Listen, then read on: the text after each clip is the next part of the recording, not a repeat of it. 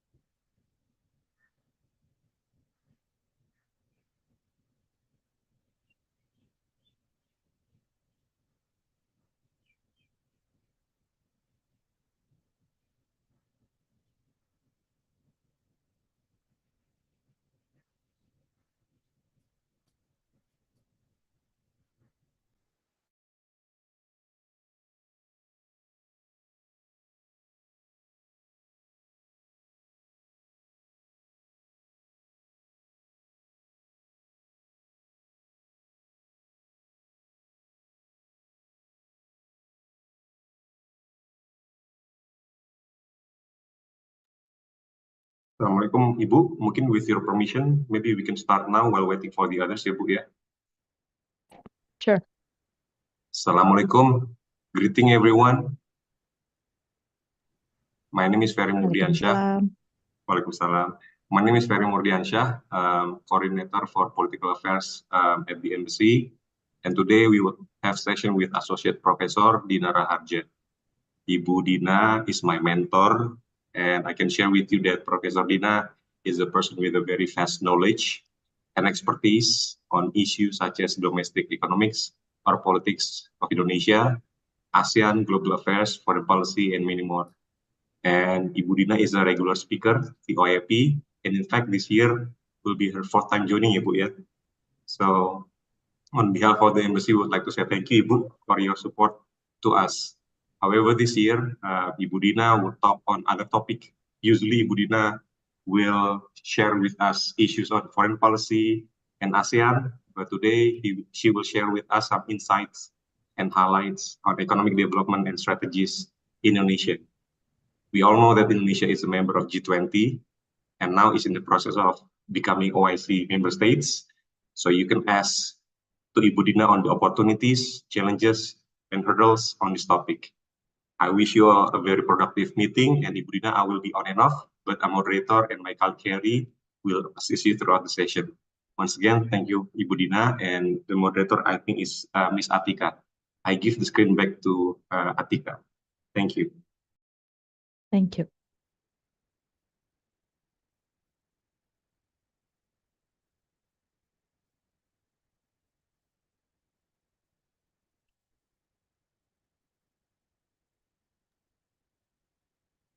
Ms. Atika.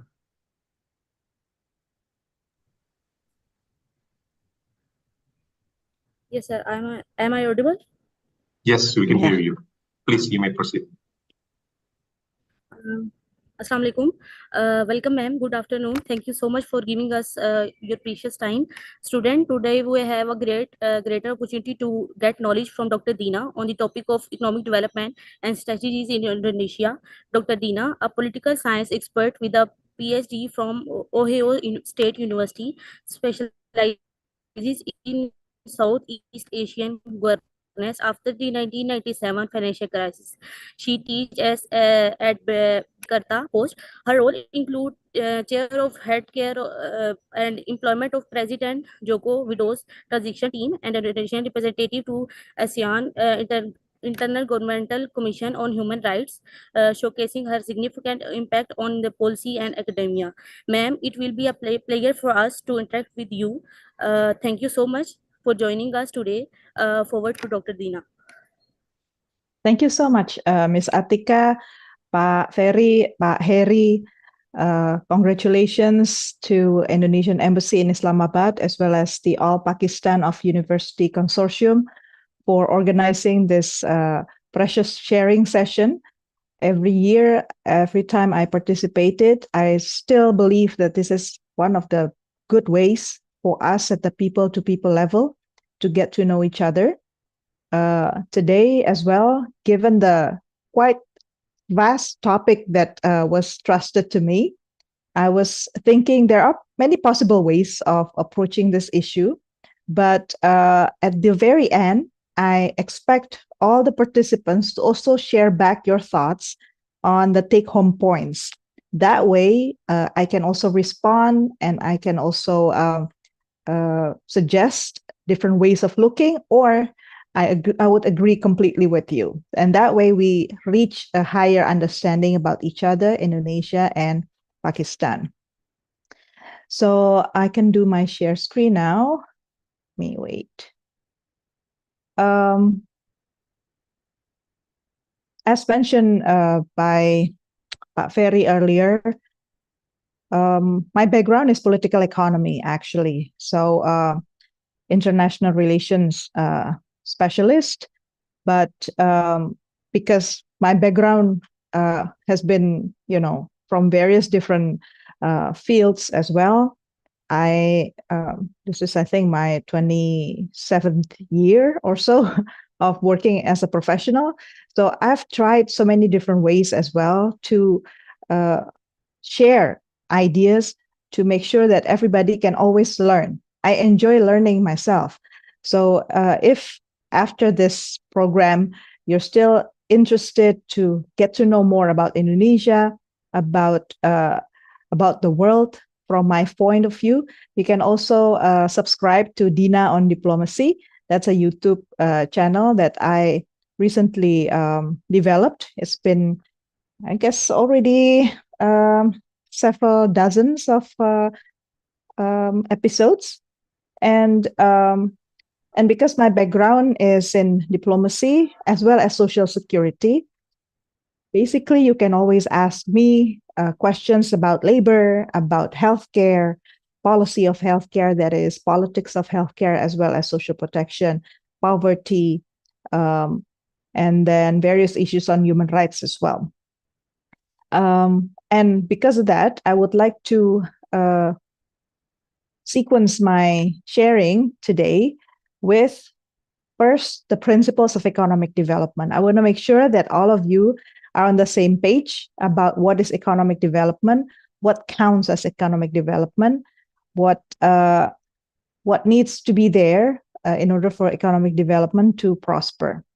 And then I would like to highlight Indonesia and its choice for economic development. And then I will go macro, a touch on geopolitics and foreign policy may be important. So the two of us, the two countries, can see how each other can connect better. And then at the very end, we do a discussion, take home points. I'll be happy to hear your take from my sharing today. So first, introduction about Indonesia. I've never been to Pakistan, by the way. Looking forward to that.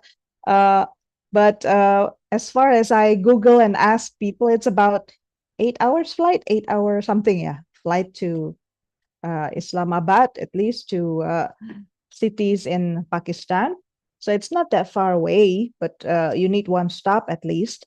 And compared to Pakistan, we are more of a archipelago. So we're not a continental country. We are the largest archipelago in the world.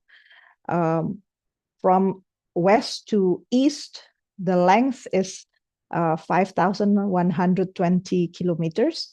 That's why we have 3 time zones. So if Pakistan only have 1 time zone, we have 3 time zones. And that's covering 7,500 islands or so.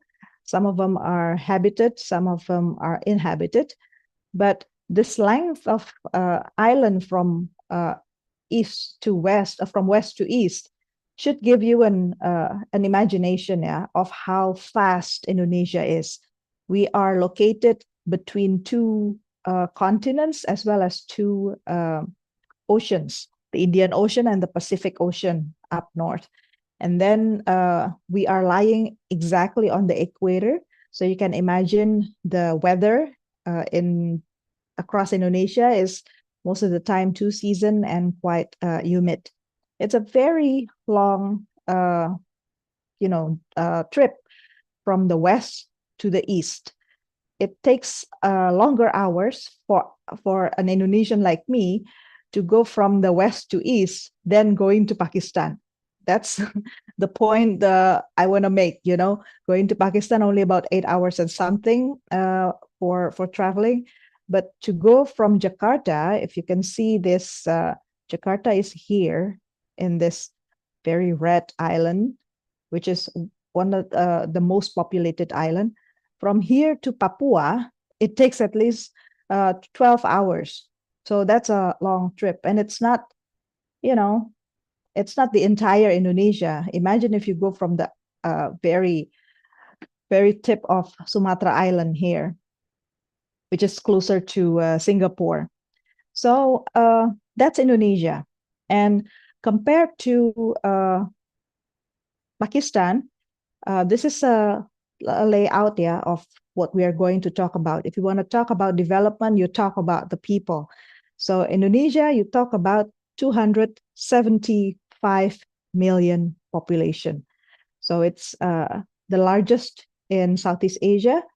And as I said, also the largest archipelago. So it's not easy to manage people spreading out across the islands.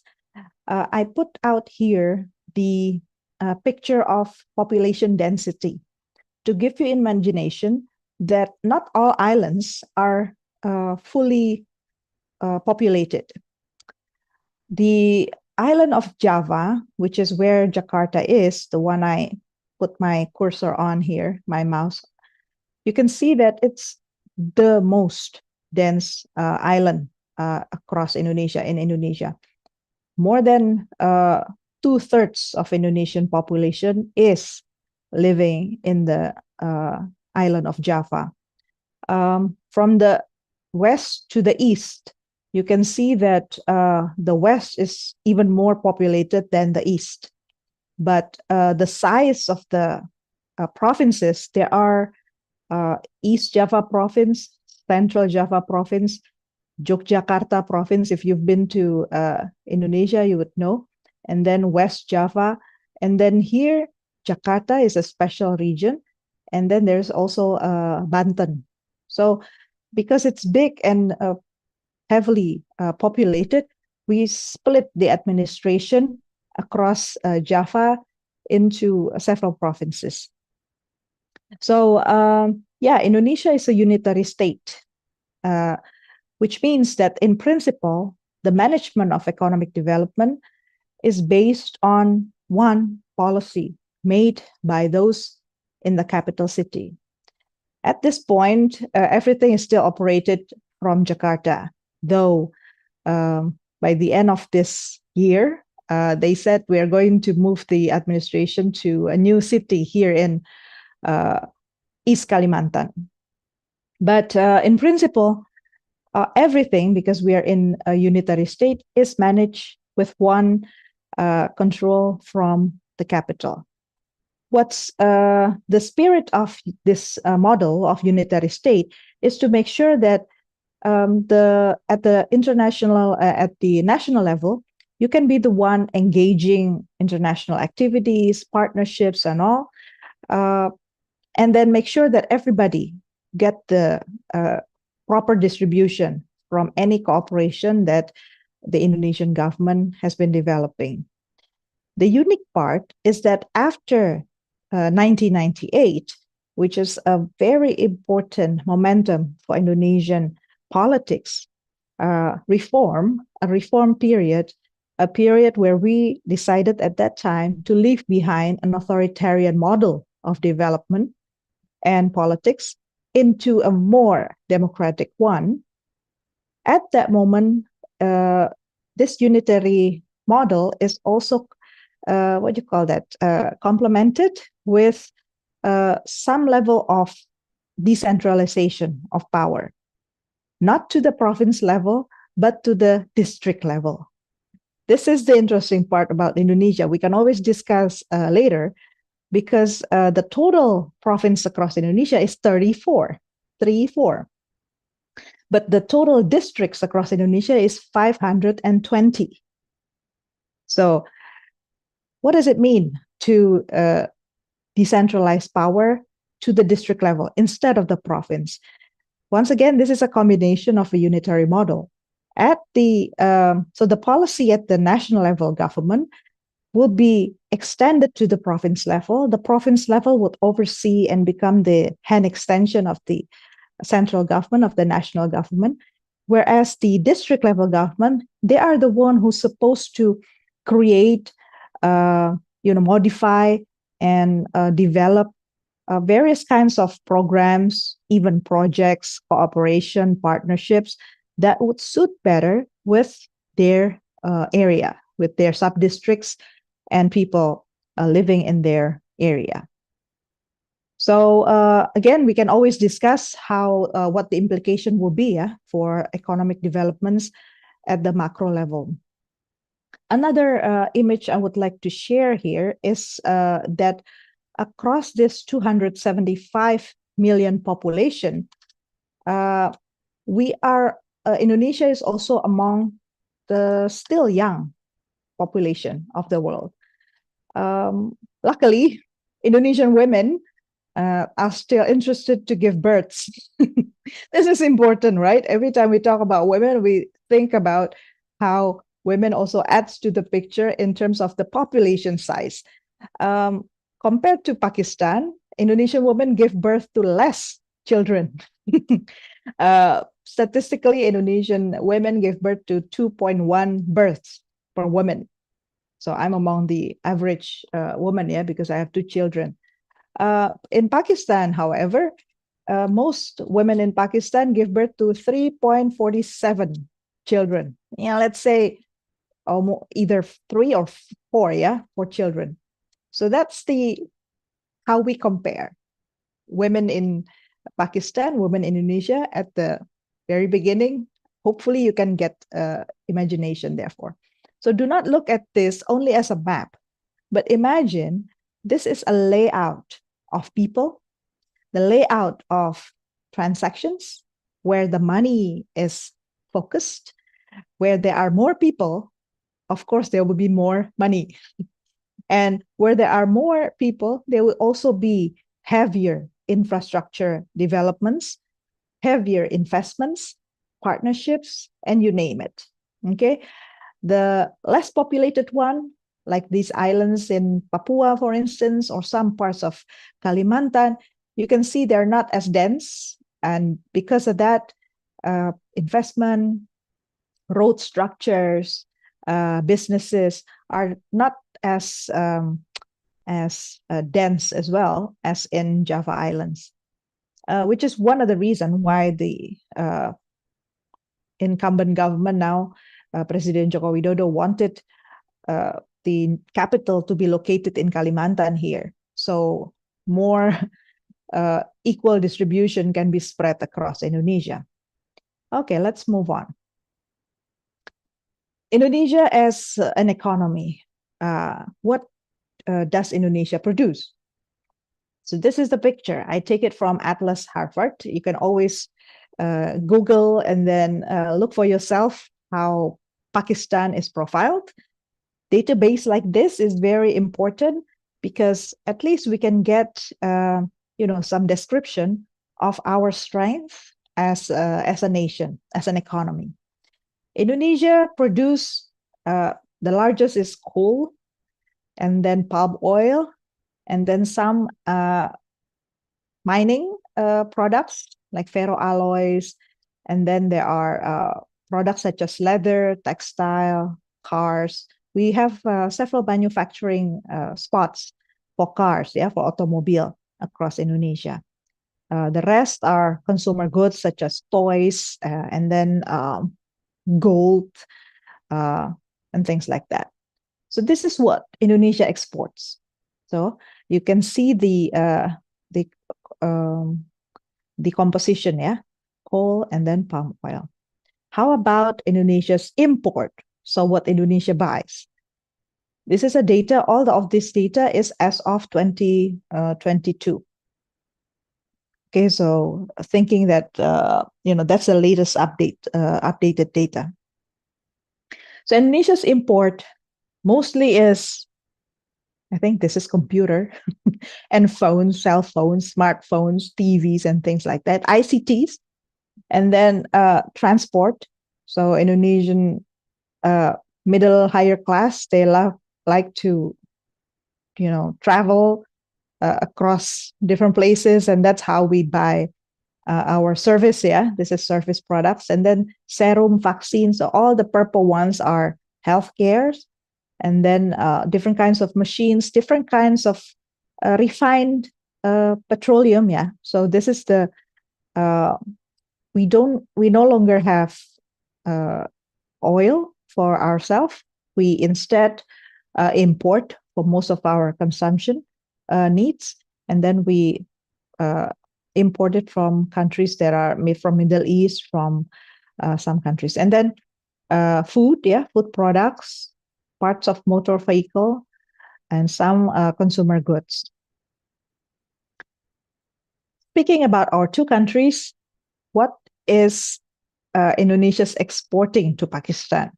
Number one, as you can see, 70% of our bilateral cooperation is in palm oil. And then next are fibers, and then coal, and then cars.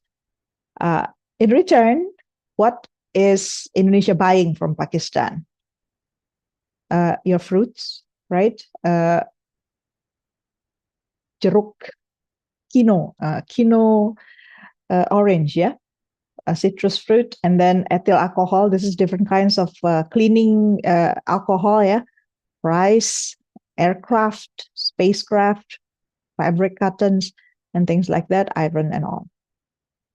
You can get the slides later on from the organizer. I already gave it to the organizer. So so that's the profile of Indonesia, as well as a touch of your country. That way, you already have an imagination of where things are, all the factors. Now, let's put all these pieces together under the framework of economic development using the definition from the United Nations. What is economic development? Economic development is the priority of United Nations, is very much multidimensional, basically trying to bring a higher quality of life for all people. So that's the purpose of development.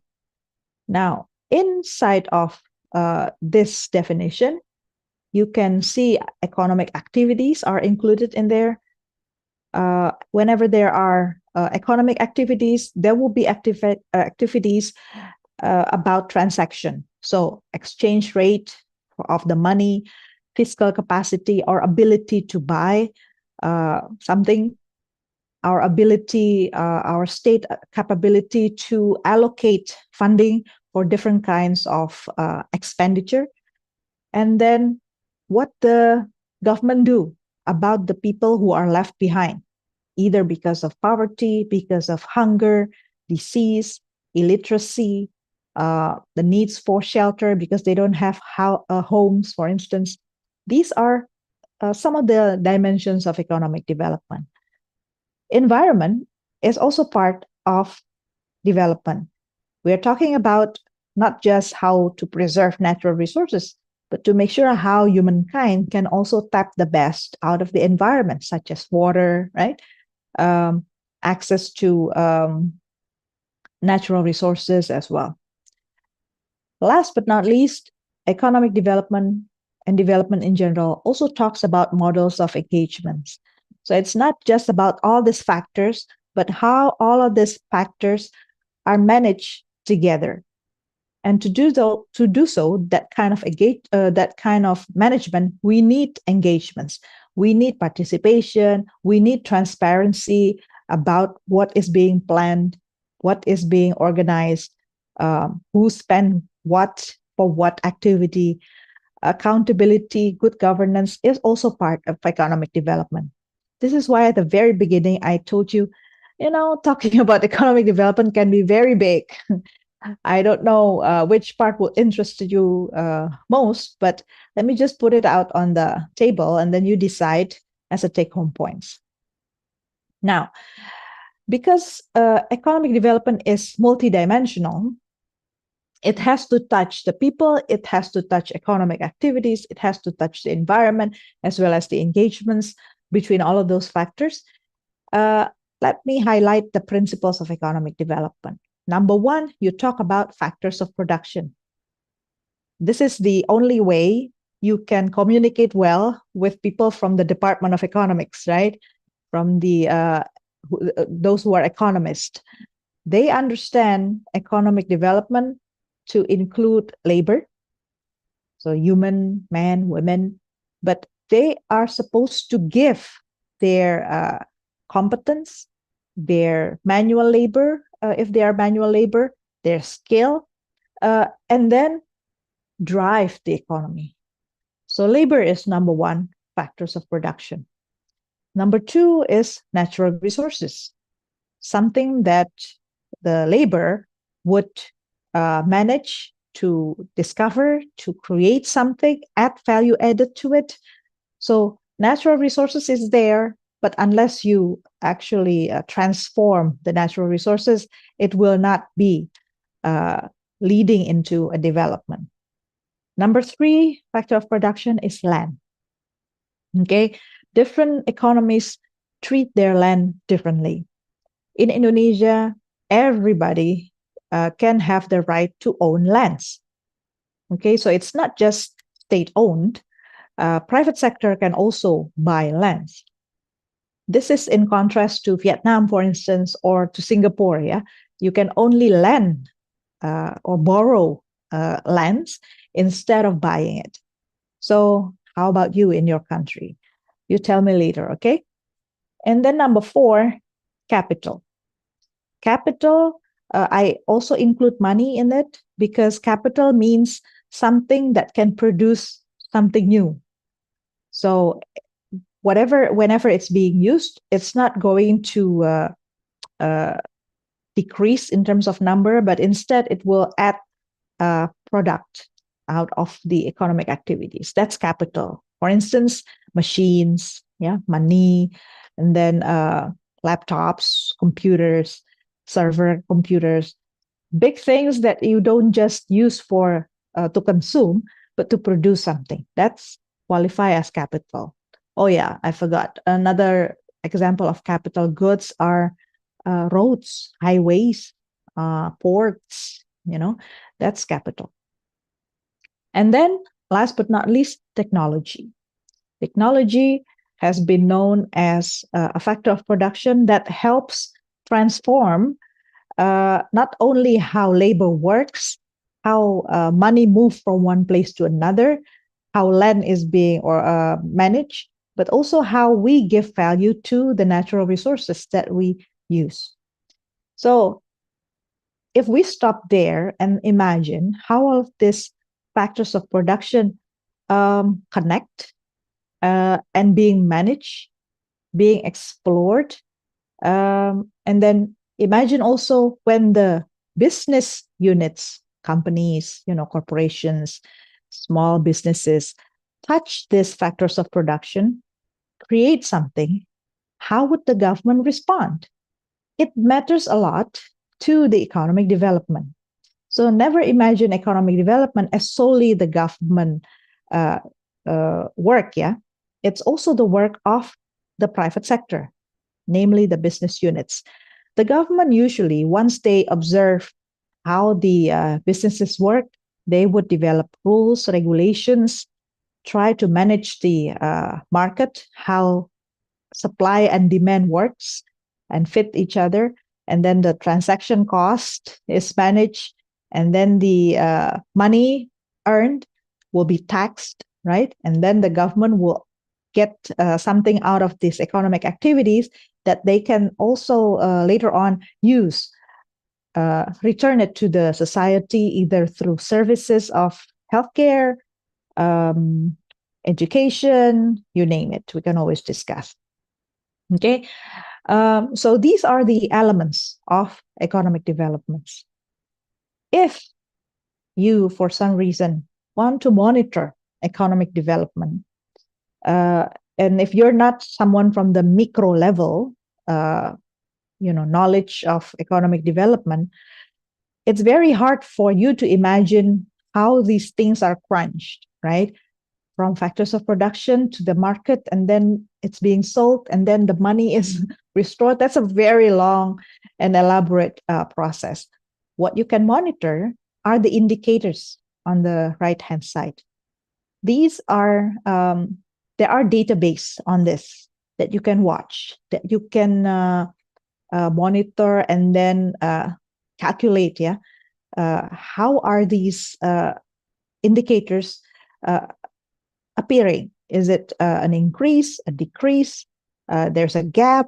You basically can evaluate economic development from the GDP, GDP per capita. And then every year, usually the statistics office would issue economic growth rate. So it's like the differentials between this year's and last year's growth. And then inflation, because it affects us as buyers, consumers. It affects price. It's affecting the affordability of goods and services.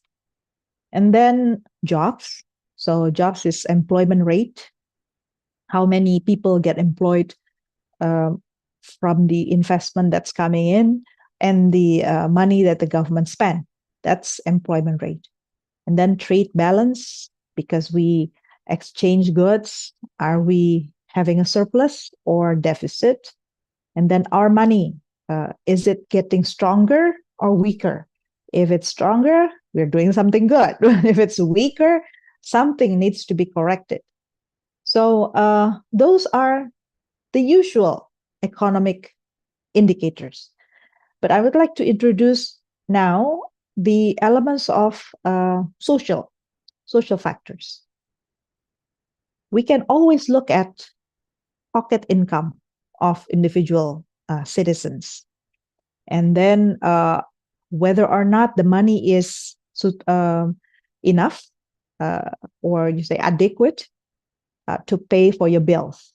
Okay, whether it's easy or not for you to access healthcare, or maybe for just the regular people, you can only get low quality healthcare. That's a problem. If you cannot, over the years, you see gap like that, then you can say that economic development is not progressing as intended or as expected. So quality of human resources, whether or not your education leads you to a job that you desire, that's about quality of education, about human resources, infrastructure.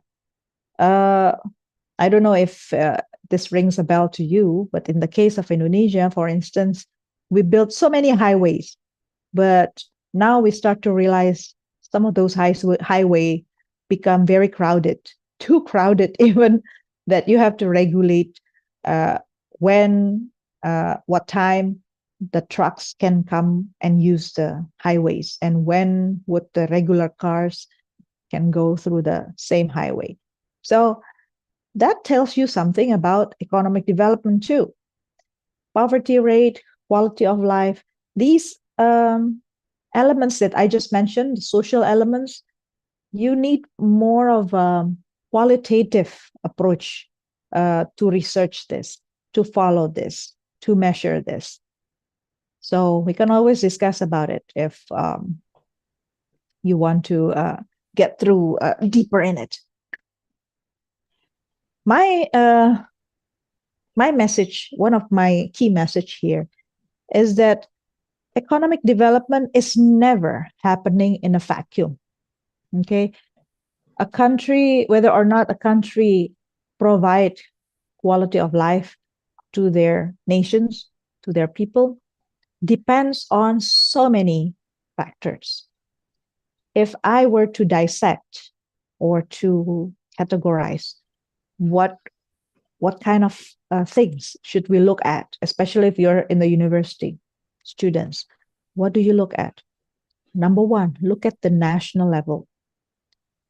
As I mentioned, this is why I placed a map onto you and I tell you a bit about Indonesian history, because political system affects budgeting, okay? And budgeting affects appropriation of budgets. Not just stopping there, whether or not there will be budget allocated, but once it's allocated, will it be used for proper or intended goals? It really depends on the political system in our country. Unitary versus federalism. Unitary, as I mentioned earlier, is about the national government being more in control, regulating the overall macro condition of economic development, from money, monetary, fiscal, even education. For education, the Indonesian government regulates about the curriculum at the national level. This is so different from the United States, for instance, where federal government is installed. If it's a federal government, like in the United States or like in Australia, for instance, then it's the local government that matters a lot. Maybe for some aspects, such as trade and foreign policy, the national government say the last word. But for things like education, curriculum, how you manage schools, how you manage hospitals, insurance model, it can vary significantly at different provinces, different levels. In the case of Indonesia, as I told you, the variation happens at the district level. But again, it's not going to be totally in contrast, because again, the principle is unitary. So the potential of variation is not as big as in the federal government. We call it decentralization, therefore. And then parliamentary versus presidential. Your system is parliamentary, Indonesian system is presidential. How are we different in terms of economic development? Well, check out how things are going every time the election happened. Because how the politicians use budgets tells you a lot also about the economic development, whether or not it's a priority and which dimension will be a priority. If it's a parliamentary system, and luckily you will have one major party maybe winning the election, like in Britain, for instance, one major party, the Conservative Party, win, and then the entire policy of economic development will be oriented towards conservative values. That's it. No more debates. It should be ruled by just one model of economic development as advised by the ruling party. But if the winning party is not single, but it's a coalition, then I can imagine you too, parliamentary system, would have a different challenges.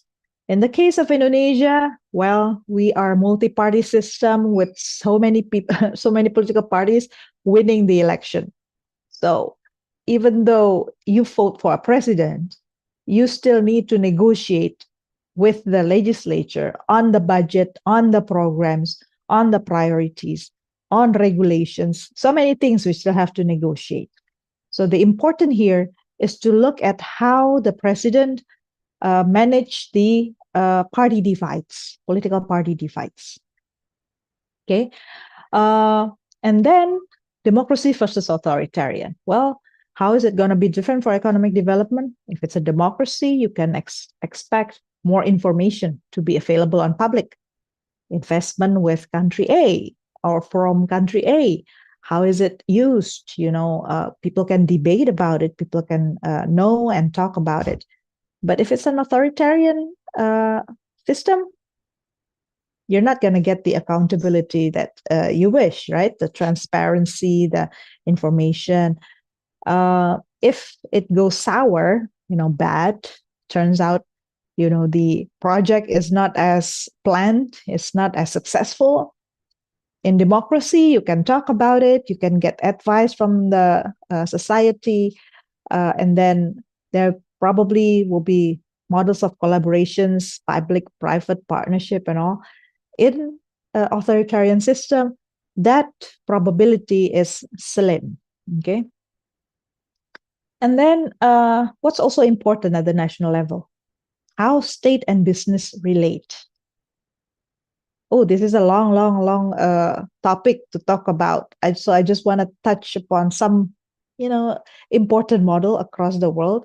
There's what political scientists call corporatism, which is a model of, you can say, cooptation. Yeah, how the state try to get buy-in from the businesses by giving them positions in the government. That way they can get negotiation smoother. And then clientelism, it's much more informal, in terms of relationship and not open to the public. Clientelism means the patron will serve the client serve the patron, that kind of trade-offs in business, between business and state. Or you get a more professional one, meritocracy. You get projects because you are good and you compete and so on. Last but not least, at the national level, you can focus on the policy of factor of production. Hopefully you still remember, all the 5 factor of production. It matters how the government issue regulations on land, on money. For instance, money, how is it important? Well, do you allow for the central bank to be independent or to be dependent to those in power? In the case of Indonesia, the central bank is independent. So, good news right there. That means all the policies about currency reserve and the composition of currency that Indonesia is going to keep, dollar, yuan, Japanese money, and all, the basket of possibility will be decided independently, and so on and so forth, on labor, on the factors of production that I mentioned earlier. So I put this box, national level, closer to before a country developed. Why? Because it's the closer factor, okay? At the national level, before you even go to the international level, a kind of engagements, before we decide what to do at the G20 or what to do at the OIC, you have to monitor the foreign policy. I highlight 3 important foreign policy for economic development: aid, grants, and cooperation. All these 3 has consequences. No country in the world can go alone on just aid. It's just very vulnerable if you rely on aid solely for economic development. I can pick some examples, but let me just keep it to myself at this point. Most countries, if they want to develop, they have to diversify cooperation. So, in other words, they have to look for as much partner country as possible, explore the different kinds of modalities to reach out to different countries. That's key. Do not rely too much on aid. Grants, if your economy is getting better, usually you receive less grants. Yeah, grants here can still get for research, for instance, development, cooperation there. So I will give some numbers here. I'm going to give you the example of how Indonesia, over the years, combined aid, grants, and cooperation. Okay, but before we go there, last but not least, once you have national level policy and model, right, and then you decide which tools you are going to use, more aid, more cooperation with which country, and then you think about the international level situation. International system, I put it international system because it acts as a landscape. Okay, all of these things that we discuss and all these elements involve the people. But once the people are located at the global level as an international citizen, who react and all, they are working based on a landscape. We call the first landscape geopolitics. Where you are, how other countries look at you matters to your economic development. This element is very important since globalization arises, right? You can no longer hide under, internal border. Instead, you are encouraged to open up, to engage with other countries. But of course, there are consequences. There are always consequences.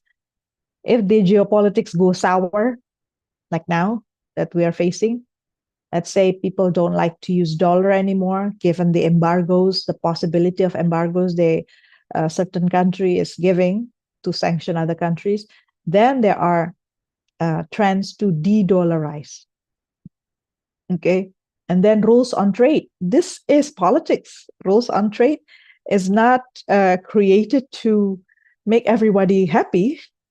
At the international level, you need to negotiate, because if you're in bad terms with other countries, there is where you can improve your leverage or reduce your leverage.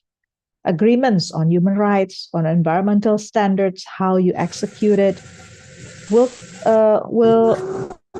highlight how you get money, how you get grants, how you get cooperation. Okay. So many different tools and items I put on the table. But hopefully let me sneak back at this slide.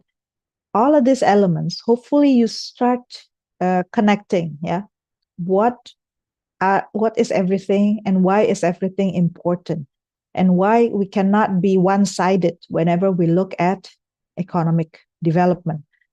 You have to look at politics, you have to look at business, and you have to understand how rules and regulations are created at the national level, the components of aid, grants, cooperation, and then the international landscape.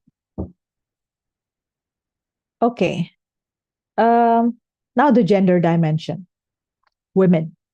Where is the women in it? When we talk about gender in economic development, basically we are talking about economic participation of women in various professional and technical positions. We also talk about women participating in politics, in decision making.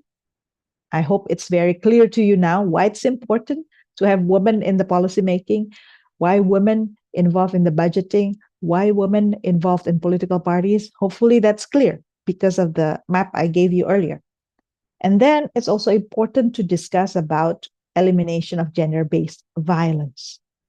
One way to limit women to making decisions, at the national level is usually violence, stop the woman off track. Now, there's a database from UNDP because some of you are, or maybe all of you are students or lecturers. There's a database from UNDP you can tap into for your research. And in here, it gives you a nice ranking of gender empowerment and its measure. Look at this, the rank, across the globe. Indonesia is only slightly better than Pakistan in terms of gender empowerment. We are ranking 96. Yours is 99. So not very proud of it. But you look at countries with very high human development, women will automatically go up in the process. Seats in the parliament, in the legislature, as workers, ratio of income will also get better automatically if you have very high human development. That will improve. So Norway, Australia, Japan, US, Singapore are some of the examples we can look at the very high human development level. Low human development level, well, our neighbor Afghanistan is one of the examples. So here you can see that's, I think, the best way of reading this table, yeah? So what is Indonesia doing? Apparently, all of this that we have doing is not as effective yet. I think that we still have to think about how to improve in terms of ranking, global ranking. Indonesia is ranked still down below. But notice what we have done. National Commission for Human Rights. Do you have one in Pakistan? Let me know, yeah, if you have one. Having this National Commission on Women allow us for discussion and also reporting on laws, implementation of laws, drafting laws affecting women, sexual violence, cyber governance, discriminative policies, pornography.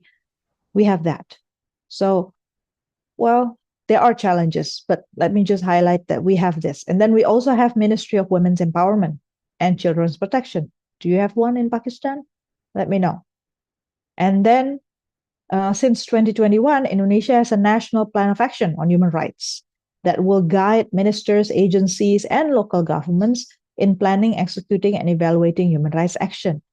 Every year, there will be an award given to the district governments if they have innovation in terms of human rights approach. And then National Action for Protection and Empowerment of Women in social conflict area. In terms of economy, we have micro loan for women from the Ministry of Finance, which, by the way, the Minister of Finance is a woman. It's a breakthrough. Once you have a female Minister of Finance, you have a micro loan program, ultra micro loan program for women. Given per person about $660 to open business at home. And then through banks, there are loans that you can apply to up to 500 million rupiah. So that's significant. So for women with no access to banks, they can still access this from the Ministry of Finance. President Joko Widodo also highlight 5 programs on women empowerment as entrepreneur, improving the role of mothers and families. One thing that I would like to say is very encouraging in Indonesia is that across government offices, you can see now special room for women nursing children. I was a nursing mother when I was involved in the government for healthcare, for transition program with President Joko Widodo, for instance. I experienced myself, even with the Indonesian Ministry of Foreign Affairs, they have daycare that my children can play while I do meetings. So it's a convenient policy. Reducing the incidence of violence against women and children, decreasing child labor, and preventing child marriage. Okay, touch base on international system, the landscape, as I was talking about. Now, I'm sorry I cannot talk too much about it, but if I can wrap everything so big out there into 3 items, what are the international system, or how is international system important for economic development in a country? It affects economic power, people power, defense and security power. How is it important? Number 1, economic power is about money and fiscal strength. If at the international level, there are actors, international actors that try to compete to the level of being rival, that affects first and foremost the money. Once the money go down in terms of exchange rate, your fiscal strength will be affected. So that's one way to look at the multipolar system, or the reign of the United States as a major power versus China, yada, yada, yada. So that's one. Number 2, weapons. Why is it important?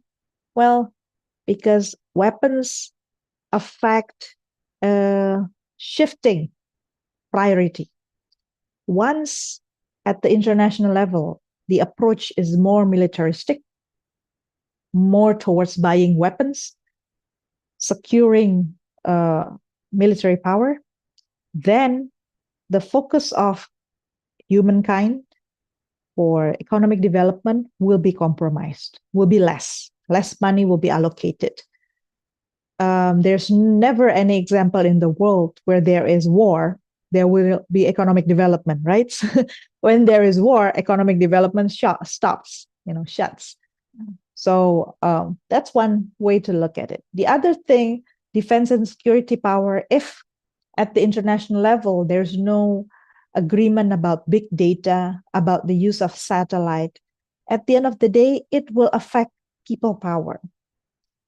Why is it important? Well, number 1, our data, our preference, even my age and my gender is all recorded in the computer. Every time I browse something, the computer, the platform, not only will know my IP address, but also will profile me, right? I'm the kind of person who search for this. Oh, she's a lady.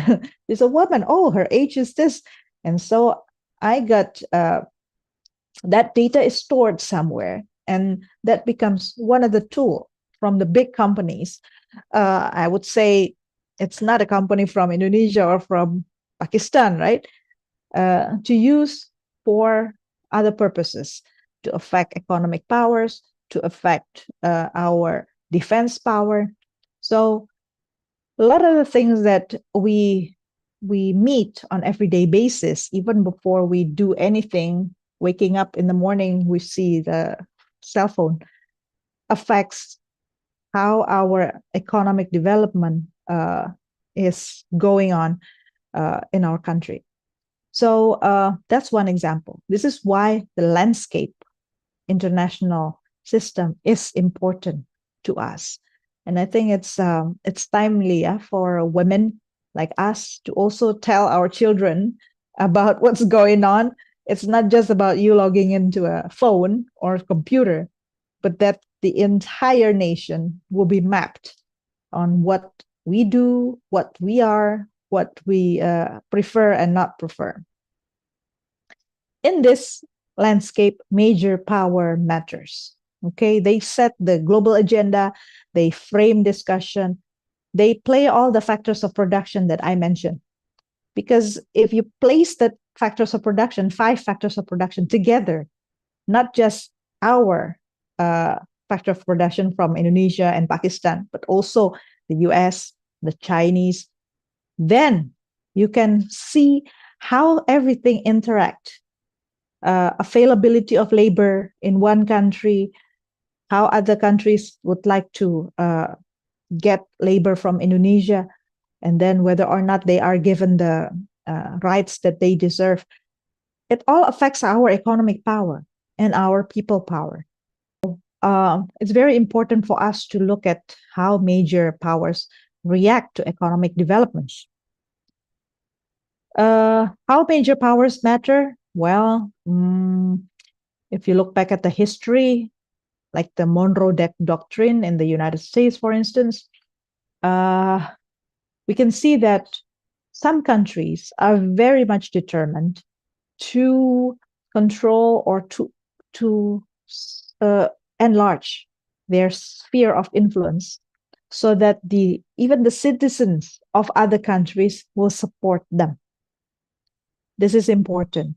We, women to women, if most of you are women here, we're talking about making someone in other countries more powerful than they currently are through the things that people buy, that people see, that our children see, in the economic activities. So that's how you should monitor major powers. Major powers temperature is also can be measured through proxy countries. So cases in the world such as the war between Iran and Israel, the conflict between them, and then Russia and Ukraine, the war between them, the problems in Afghanistan, the civil war in Myanmar. You can use this as like a thermometer, to measure, is the landscape of the world getting hot or cool? If it's getting hot, then some of the economic agenda or priority will be compromised. Small states is also another indicator. Usually smaller states with less than 10 million population never stay quiet. They would depend on the international landscape to make them thrive economically. So if you are small states, you would tend to play with different foot. You approach the US, but you also approach the China. You don't deny Australia. You try to build economic cooperations with all. So if you start seeing some countries diversifying, that's a sign that the landscape at the global level is getting tough.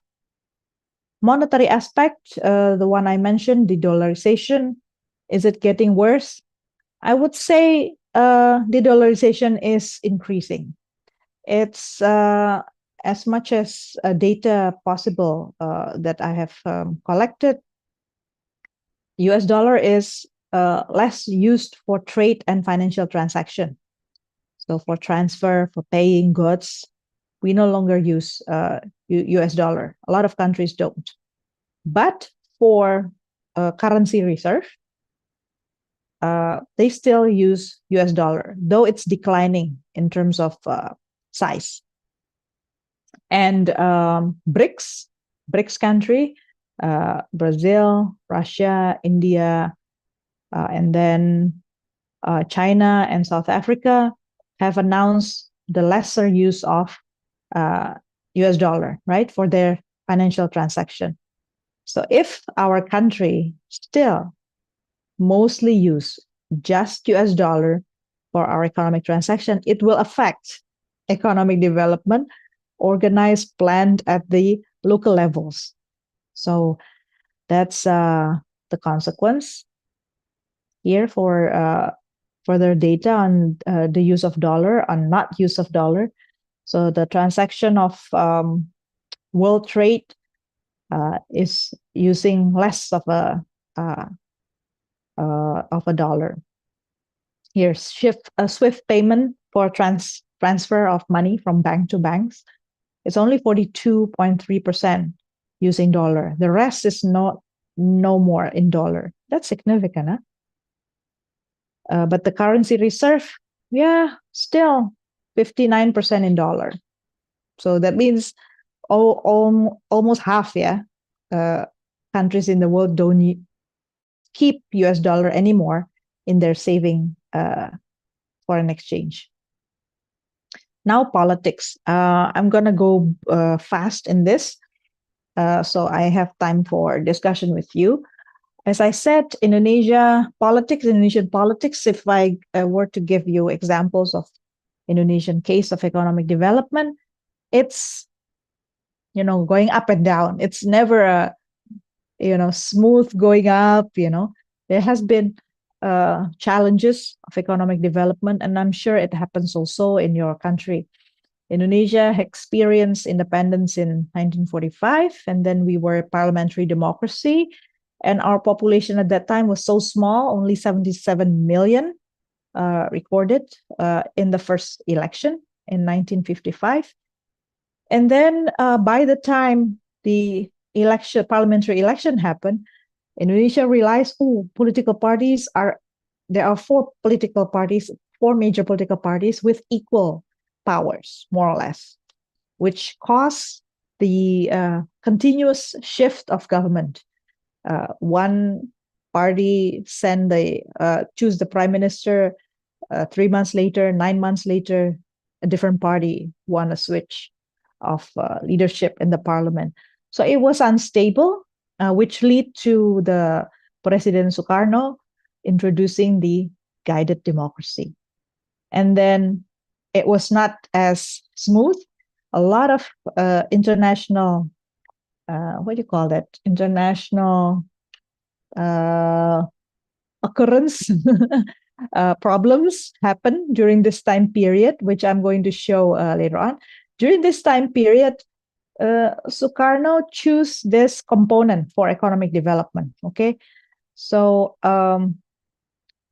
Sukarno, living under Cold War period, decided to focus on leveraging Indonesia vis-a-vis Russia and the United States. And because at that time, Russia was among the countries who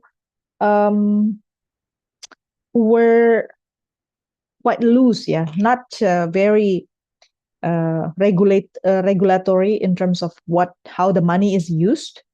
Sukarno get a lot of funding from Russia. It's not aid. It's a cooperation, but more like a blank check at that time.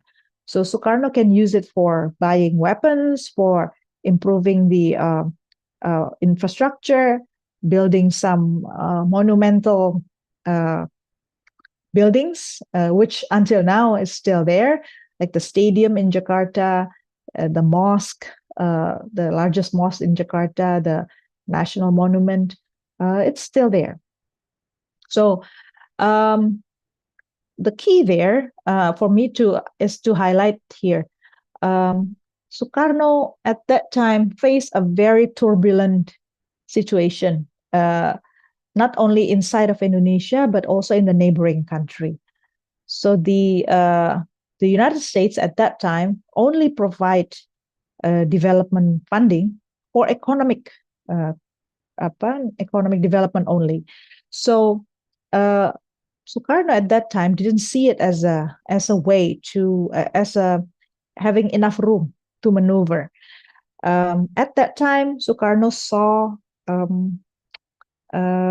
Malaysia decided to develop a federation of Malaysia, putting together Sabah, Sarawak, and Brunei Darussalam. And in Borneo Island, the map that I gave you earlier, Borneo Island, where our new capital city will be located, is basically underneath is Indonesia, and then there's Sabah, Sarawak, and Brunei. So it concerns Sukarno that Malaysia decided to try to unite all the island together. So he said he needs military support to deter Malaysia from doing so.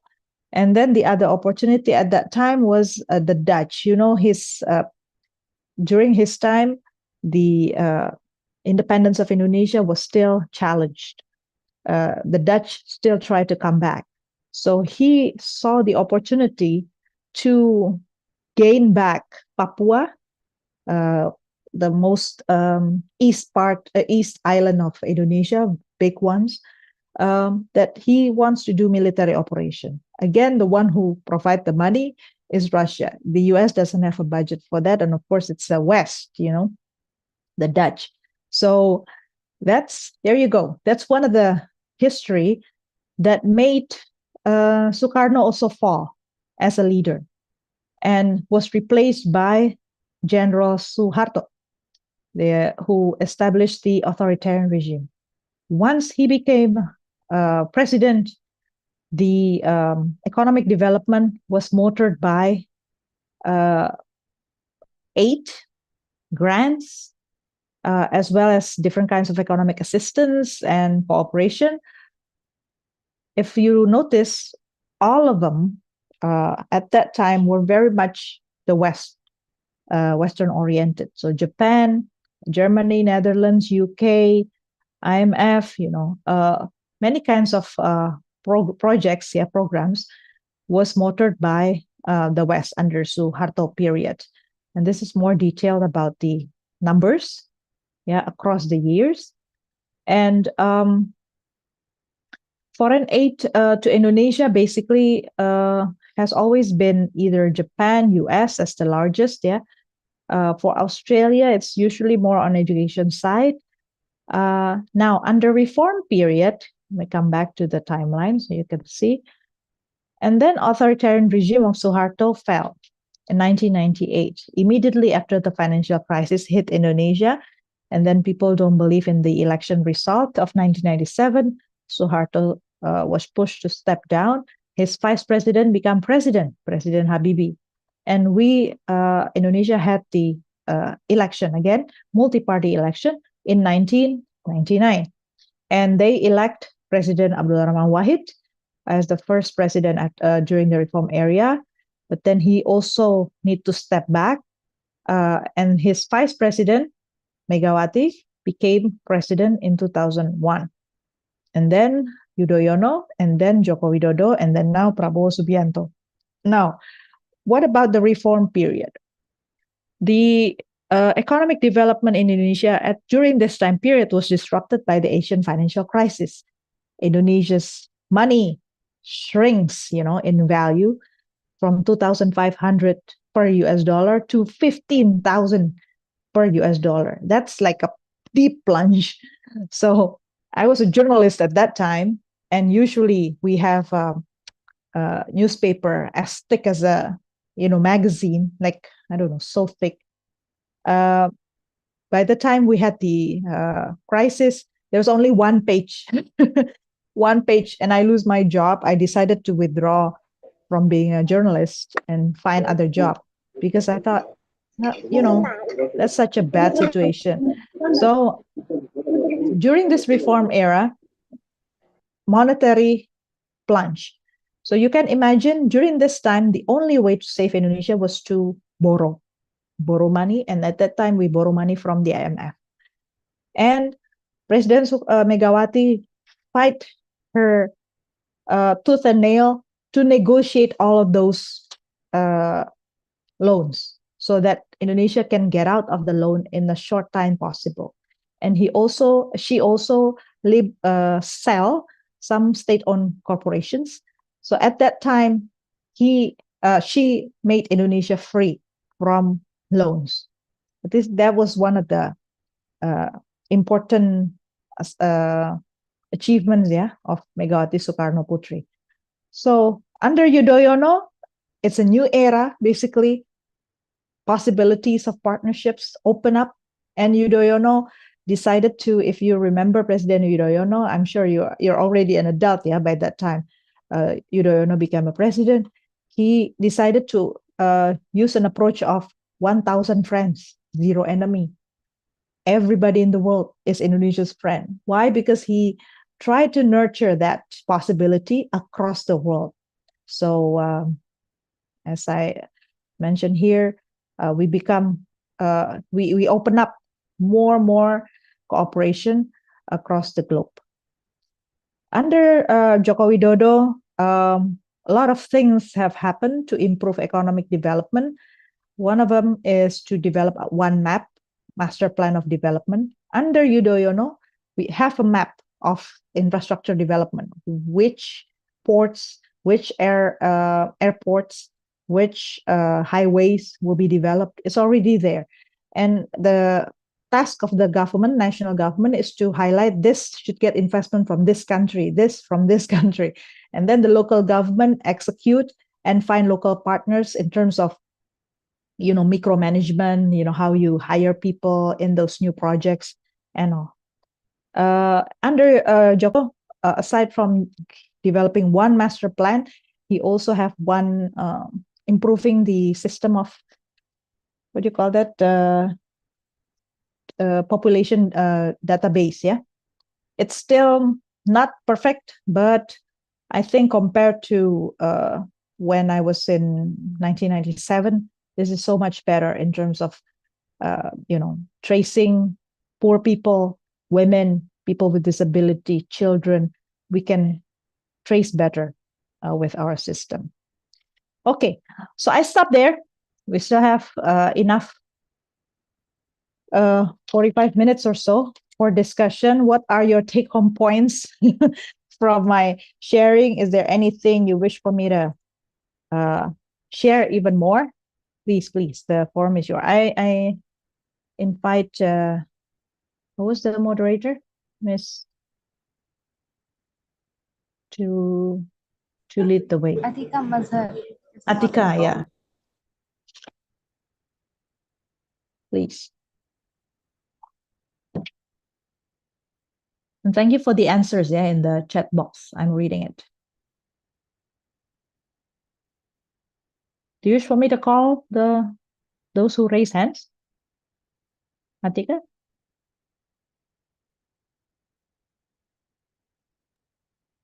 We don't have Atika, but I think we have 4 people raise up their hands. So if I may suggest, Bu Dinna, maybe we will take 2 questions, and after that you can answer it, and then after we take another 2 questions.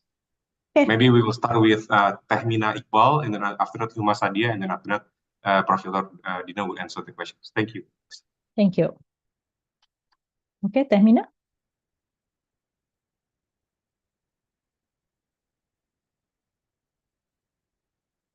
Hello, Tehmina. You can open your microphone. Yes, ma'am. Assalamu alaikum. Walaikum salam.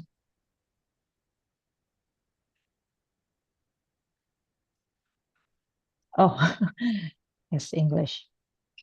Yeah, hello. Oh, she left. Oh no, she's still here. Tehmina, you're here? Yes, ma'am. I am here. Okay. Do you want to say something?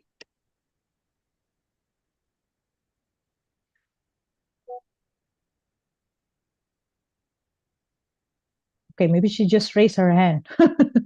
Not saying anything. Okay, Miss Huma. Assalamu alaikum, ma'am. Hello. Hello, yes. Yes, ma'am. Walaikum salam, yes. Ma'am, I want to ask about Indonesia's role in ASEAN, ASEAN. In what ways it influenced its approach to economic and regional integration? Can you please elaborate on that? Okay. I will. Maybe one more question from Ms. Anom. Assalamu alaikum, ma'am. Walaikum salam. How are you, ma'am? I'm well, thank you. Ma'am, you are cordially invited and welcome to Pakistan. Thank you, thank you. Ma'am, thank you so much for such a marvelous presentation. And I must say, your style of presentation is so marvelous. How you speak, how you describe things is just epic. My question is, you mentioned that our data has been stored by big companies. Mhm. Like our IP, our age, our gender, how it Mhm. impacts the economic growth of a country or a region. Okay. Is that all? Okay, great Yes, questions. ma'am. Okay, so there is also one question on the chat box, so I'm going to also answer that. So from Rida Rauf, yeah, was going to, you also ask about how technology advancement impact economic development, specifically labor. Okay, let me answer first from the role of ASEAN. ASEAN, Indonesia participated in the formation of ASEAN in 1967. It was a turbulent moment for Southeast Asian countries. At that time, literally, it's very bloody clash between countries. Lots of distrust among countries in Southeast Asia. And as I said earlier, in 1961, 1962, there was a very big fear against the return of British occupation into Southeast Asia through Malaysia, because Malaysia had such a big ambition to develop this federation of Malaya. So at that time, as far as I can imagine, whoever ruled Indonesia at that time would try to imagine who genuinely believe and give support to Indonesian independence. That's first, number one. So when Thailand came in and say, let's just talk it out among 5 biggest countries in Southeast Asia, it was Philippines, Thailand, Indonesia, Singapore, and Malaysia. It was such a relief that finally there's a table to talk about this. And notice that all notes about ASEAN establishment started very informally. The meeting was not, official meeting where you see flags and all, in big conference room. No, it was a retreat home, very leisure place outside of Bangkok in Thailand. So the discussion was very sensitive at that time. But the point was to raise, more will from 5 member states at that time to think about common goods, economic development. If we keep fighting with each other, there's no peace. So from the Bangkok Declaration, you can see, and it's available online. You can always check it out on the ASEAN website. The Bangkok Declaration highlight number 1 is about solidarity.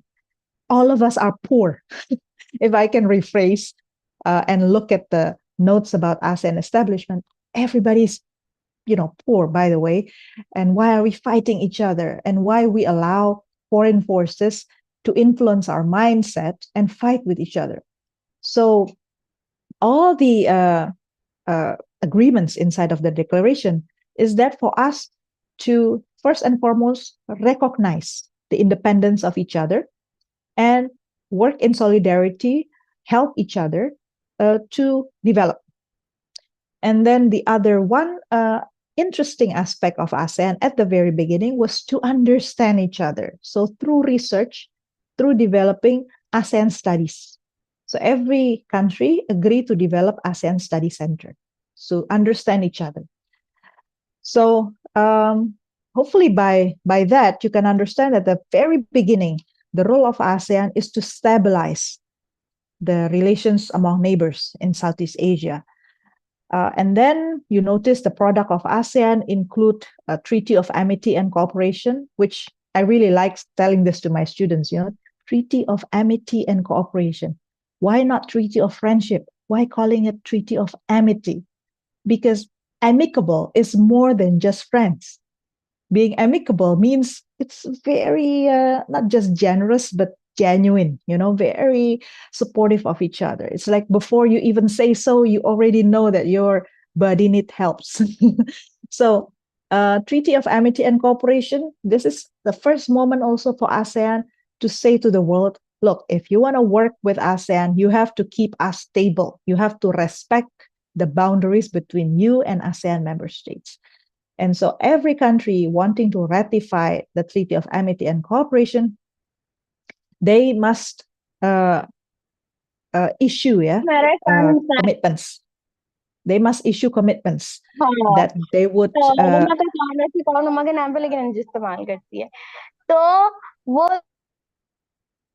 Okay, she's teaching too. Okay, so whenever, so that's one product, Treaty of Amity and Cooperation and all.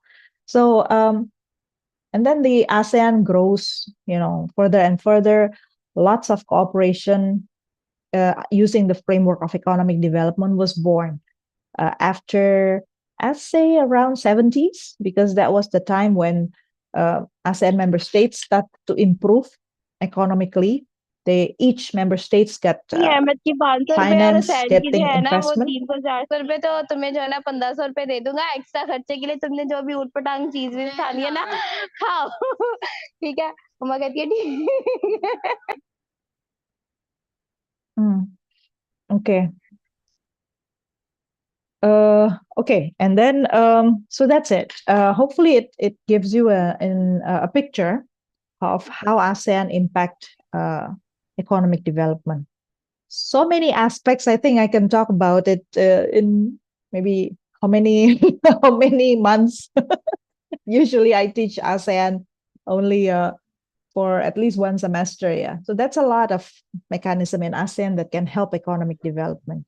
Among others, in terms of economy, investment framework, cooperation, trading frameworks, and all. And then the second question about the data stored by big company. How is it affecting economic development? Consumerism. That's number one. Because all of this big companies approaching us through social media, through browser and our internet, what do they use all this information for? Number one, to consume their products, and they know which product will be desired, the kind of products that's popular, and we don't have that. Usually we in the developing country, whenever we want to sell certain products, we just open our house, maybe open a store, and then put everything that you think or based on market research is popular. But you cannot make people come to your place, right? And make sure that they actually buy the things from your shelves. Using this browser, it's more time efficient and more money efficient, but people buy. And the one who has this platform, like notice nowadays, even for if you want to buy tickets for traveling somewhere, they provide the whole package, right? Flights, hotel, and then leisure package and all. Once you use that, they would record your preference and how much budget is available to you. And they will tailor-made their marketing gimmicks to make you buy. So consume. If you consume, the problem here is if you consume more of goods and services from abroad countries, from foreign countries, you will deplete or reduce your currency reserve. That's one of the consequences. So in other words, you have a deficit in your foreign exchange. How it affects you? It will affect the balance of account in your country, your currency will get weak. And if it get weak, then you cannot buy the things that you need to buy. And a lot of the this kind of data is also used by health companies. So for medicine, for health equipments, hospitals. So I can see how vulnerable people can be once you are ill, once you are sick or getting old and then prone to sickness. Somebody else out there is mapping us and sell products that, you know, that they think we need, and we probably most likely will be appealed to buy those products. So hopefully that answers. The third question is about technology and labor. Technology and labor, or one of the study that I've done is about platform economy. I don't know in Pakistan how massive it has been, but in Jakarta, in Indonesia, the use of mobile phone to order taxi online, and the motorcycle taxi, and then for express package, sending package, and using platform. Now the problem there is that the people who are hired is not hired as labor. They are hired as partner. You know what's the devastating part of it? Because they are partner, then the company will only pay a small amount of money that they think is proper. They don't think about minimum wage. They don't think about how many hours this driver works in order to collect enough money to live.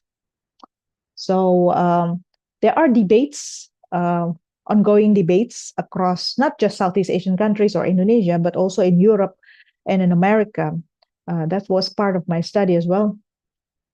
That shows that turns out some of this labor choose to be partner. They don't want to be labor. So they think being a driver, an online driver with platform company is better than working 8 to 5. So there it is, the debate. We now have several models of how what you think is a good development, such as increasing and monitoring minimum wage. Now it goes to the tank. Some segments of our population doesn't want that kind of way of getting minimum wage. They would rather have freedom to use the app whenever possible. They don't want to feel like a labor. So that's a reality. Okay, next question. There are this one question on the chat box about application. Yeah. Uber, Yango, yes, that's true. Popular online shopping, yes. All of these drivers works for the platform company, and check that out. They are not as labor. They call themselves partner. Okay. Next question. Oh, and there's also a question about Russian-Ukraine war. Okay, I'll just take note of that. Manahil. Miss Fatima? Yes, ma'am. Hello, assalamu alaikum. I must say that your session was quite enlightening, and I really liked how you touched upon every important aspect of Indonesia, from economics to foreign policy to exports and imports, and the politics as well. So one thing that you talked about, one of the factors of production, that is land. So the case of Pakistan is unlike Singapore and more like Indonesia, as we can also easily purchase, sell, and borrow land. The role that government plays is of issuing guidelines, rules, and regulations, and all the citizens need to comply with it. Secondly, you also asked regarding the if we have a ministry on women and children. So we don't and a ministry on human rights. As far as the children part is concerned, so under Ministry of Human we have this National Commission for Child Welfare and Development. So one of my major takeaways from this whole session was that economic development does not take place in a vacuum. And I must say that there were many other areas because it was a very interesting session, but this line really took me. And my question from you is, what according to you can be area of future collaboration with Pakistan? Okay. Tough question. We need one more session to discuss it. Okay, thank you. And then one more question from Maha. I think Maha share some insight how the government balances its need for foreign aid. Okay, foreign aid versus independent. Whew, that's like a topic of presidential candidate debate. Okay, now first question from Fatima. Thank you for highlighting the story from Pakistan, what you have and what you don't have. Interesting, yeah? You have a Ministry of Human Rights. I would like to hear some more about it. One of the reasons in Indonesia, we don't have a separate Ministry of Human Rights. We call it Kumham, Ministry of Law and Human Rights. So I think it's always philosophical, yeah, whenever you talk about human rights, how you want your population to perceive it. So when they decided to develop a separate ministry for human rights, my question is either the budget or usually the appointment of whoever become minister comes from which political party or which kind of process, yeah, makes this person Ministry of Human Rights. See, if you talk to me, there are more questions than just short answer, yeah? Because it's important to have all of this. Human rights is never just a one-dimension thing. It's always multi-dimension and turns to be very political. So what ideal collaboration between Indonesia and Pakistan? Well, ideally, we'll always be friends, right? And enhance our cooperation from time to time. One of the challenge between us is the geopolitics, yeah? Between us, there's India. Between us, there's China. And between us, there are the United States, of course. We are not so closely located in terms of geography, but in terms of passion to cooperate, we're there. We have the modality. So what am I trying to say there? Well, it requires a lot of effort because at the popular level, at the people level, we are separated, and there's not yet enough information about Pakistan, and I suppose there's also not enough information about Indonesia in Pakistan, so that just the regular people on the street, maybe students from elementary school know about us. You know, I wish there are activities that we can do, be it maybe short films or something like that. That just the regular people can enjoy. That's the product of our collaboration or partnerships. That's one way to make the two countries closer. It's important to start with people-to-people cooperation because at the elite level, our country is so much separated by the geopolitics. Your choice, Pakistan's choice to work closely with China, not necessarily with your other neighbor that I cannot mention the country, or you have certain feeling also against the United States for some extent.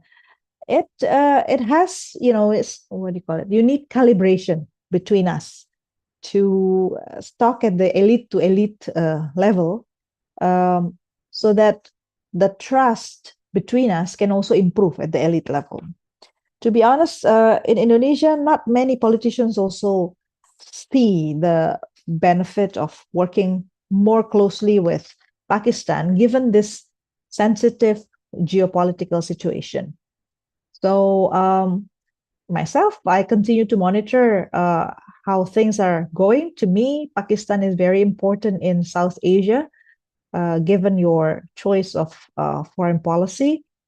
So we'll see how in the future, hopefully all of my colleague there, Pak Ferry, Pak Heri, can help map out all the possibility for closer cooperation between the two countries.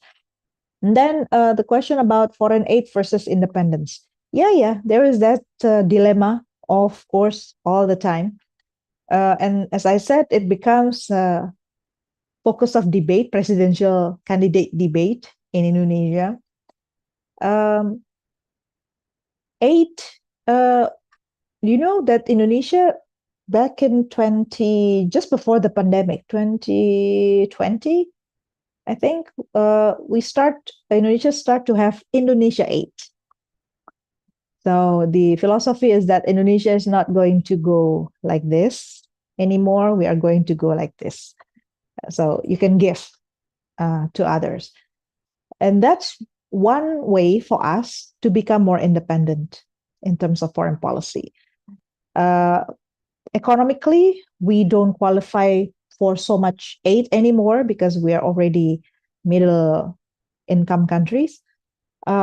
So we are also transitioning our model of, composition of economic development modality, less of expectation for aid and more of us giving aid. And that way we develop more cooperation, partnership, and trust. That's one way for us. Hopefully you too will reach that stage.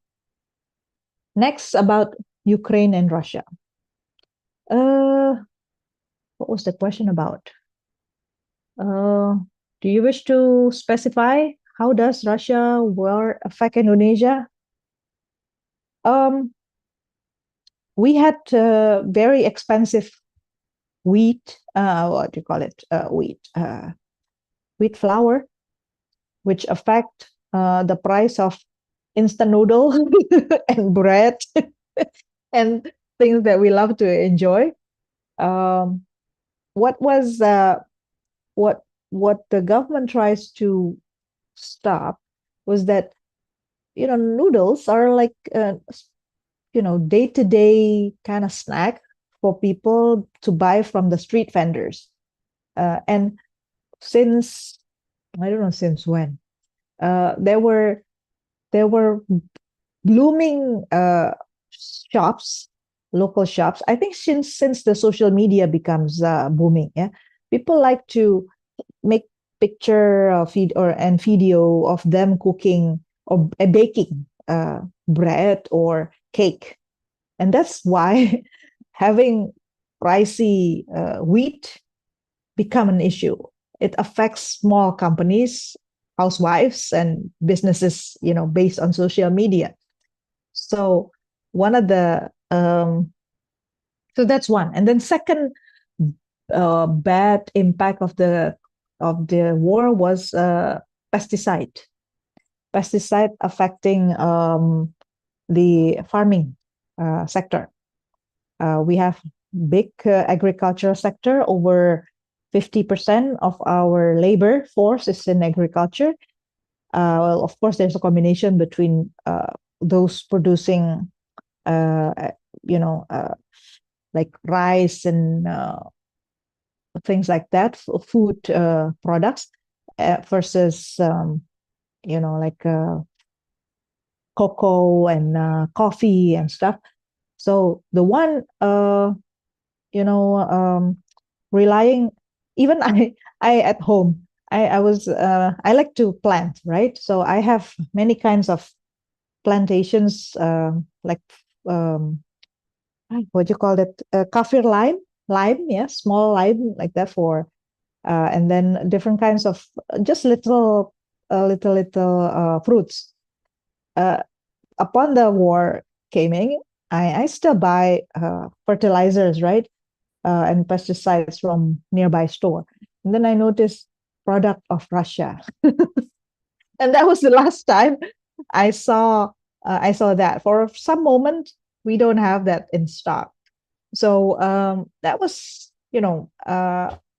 one issue that was discussed. Fertilizers, pesticides. How are we going to secure a more affordable price if the war is ongoing? I think at this point, Indonesia already get the third way of getting the supply. So not direct from Russia, but from somebody else. So we're still okay at this point. But yes, there was a shock at that moment. Okay. Anybody else?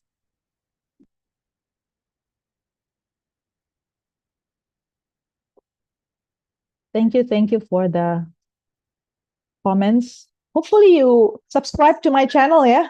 My YouTube channel, Dinna on Diplomacy. That way we can still continue to meet. Give me your comment. I have lots of episodes about Middle East and also about Indonesian diplomacy. So just follow through. I speak in two languages. I speak in Bahasa Indonesia, but there's always the caption in English.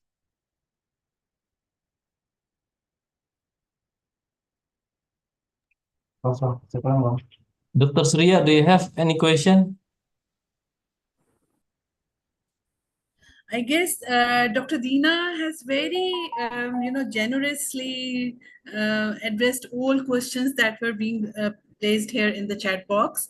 And thank you so much, Dr. Dinna. It was a pleasure, attending your talk and the way you, very interestingly sort of weaved different dimensions of, economic prosperity and challenges that Indonesia is facing these days, and you have sort of given us a very interesting sort of, overview of economic situation in Indonesia. And I'm also very pleased, Harry, that students have, placed so many questions, very interesting questions, and it shows the kind of interest they were having in this talk. So, Dinna, thank you so much. It You're was a welcome. pleasure. Yeah. Stop by to Jakarta, and then this is my office. The background is literally my Great. office. Yes, I'm also in my office right now in Pakistan. And interestingly, Dr. Dinna, I'm not in directly, related to economics as a subject, but I'm rather more fine artist. I'm a designer and fine artist, but I found your talk very interesting, and it shows the kind of diversity, diverse, rather all of our audiences are from very diverse, students background. So I hope all of them, they have also enjoyed it the way I did. And again, thanks. Thank for you so joining. much. Thank you. Very generous of you.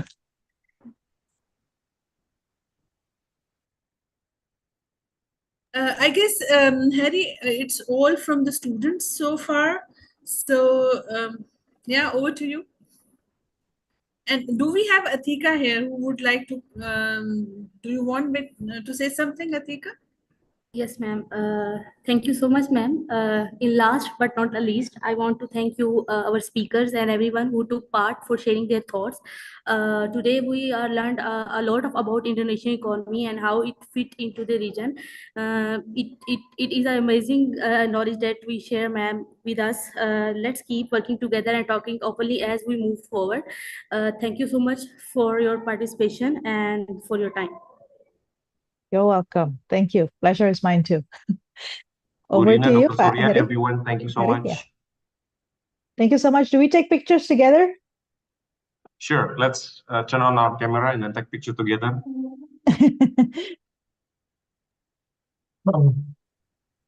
Joan, you can help me screenshot, yeah.